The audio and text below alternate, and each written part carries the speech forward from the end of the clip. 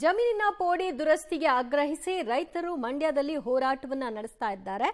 ವಿಷದ ಬಾಟಲ್ ಅನ್ನ ಹಿಡಿದು ಪ್ರತಿಭಟನೆಗೆ ಭಾಗಿಯಾಗಿದ್ದಾರೆ. ಕೊಡಗಿನ ಸೋಮವಾರಪೇಟೆ ತಾಲೂಕು ಕಚೇರಿಯ ಮುಂಭಾಗ ಭಾರೀ ಪ್ರತಿಭಟನೆ ನಡೀತಾ ಇದ್ದು, ತಹಶೀಲ್ದಾರ್ ಮನವೊಲಿಕೆ ಮಾಡಲಿಕ್ಕೆ ಪ್ರಯತ್ನ ನಡೆಸಿದ್ರಾದರೂ ಕೂಡ ರೈತರು ಜಗ್ತಾ ಇಲ್ಲ.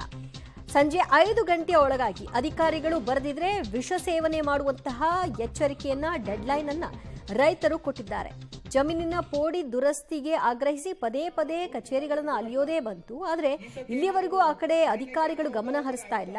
ಅಧಿಕಾರಿಗಳು ಸ್ಥಳಕ್ಕೆ ಬರಬೇಕು, ನಮ್ಮ ಬೇಡಿಕೆಯನ್ನ ಈಡೇರಿಸಬೇಕು, ಇಲ್ಲದಿದ್ರೆ ನಾವು ಇಲ್ಲೇ ಪ್ರಾಣ ತ್ಯಾಗವನ್ನ ಮಾಡ್ತೀವಿ ಅಂತ ಎಚ್ಚರಿಸಿದ್ದಾರೆ. ಈ ದುರಸ್ತಿ ಆಗಿದ್ದರಿಂದ ಪ್ರಧಾನ ಕಾರ್ಯದರ್ಶಿ, ಈ ತಹಸೀಲ್ದಾರು, ಡಿಸಿಗಳ ಕಾರಣ. ಯಾಕಂದ್ರೆ ಇವರೆಲ್ಲ ಕಲ್ಸರಿ ಬಂದು ನಮಗೆ ಈ ಸತಿ ಏನಾದರೂ ಅರಣ್ಯಕ್ಕೆ ಅನಾಹುತವಾದರೆ ಆಯ್ತು, ಯಾರೋ ಕಾಫಿ ಪ್ರಮಾಣದಲ್ಲಿ ಅರಣ್ಯ ಬೆಳೆಸಕ್ಕೆ ಹೊರಟಿದ್ದಾರೆ. ಮತ್ತಷ್ಟು ಮಾಹಿತಿ ಪಡೆಯೋಣ ನಮ್ಮ ಪ್ರತಿನಿಧಿ ಮಲ್ಲಿಕಾರ್ಜುನ್ರಿಂದ.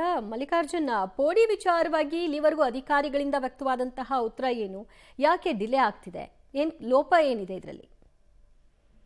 ಖಂಡಿತವಾಗ್ಲೂ ದಿವ್ಯಾ ಜ್ಯೋತಿ, ಕೊಡಗು ಜಿಲ್ಲೆಯಲ್ಲಿ ಇದೊಂದು ಪೋಡಿಯ ಸಮಸ್ಯೆ ಸಾಕಷ್ಟು ರೈತರ ಆಕ್ರೋಶಕ್ಕೆ ಕಾರಣವಾಗಿರ್ತಕ್ಕಂಥದ್ದು. ಯಾಕೆಂದ್ರೆ ನಿರಂತರವಾಗಿ ಯಾವುದೇ ಅಧಿಕಾರಿಗಳು ಹಲವಾರು ಬಾರಿ ಮನವಿಯನ್ನ ಕೊಟ್ಟರು ಕೂಡ ಯಾರು ಕೂಡ ಇದ್ರ ಬಗ್ಗೆ ಸರ್ವೇ ಸಾಮಾನ್ಯವಾಗಿ ಬಗೆಹರಿಸ್ತಾ ಇಲ್ಲ ಸಮಸ್ಯೆಗಳನ್ನ.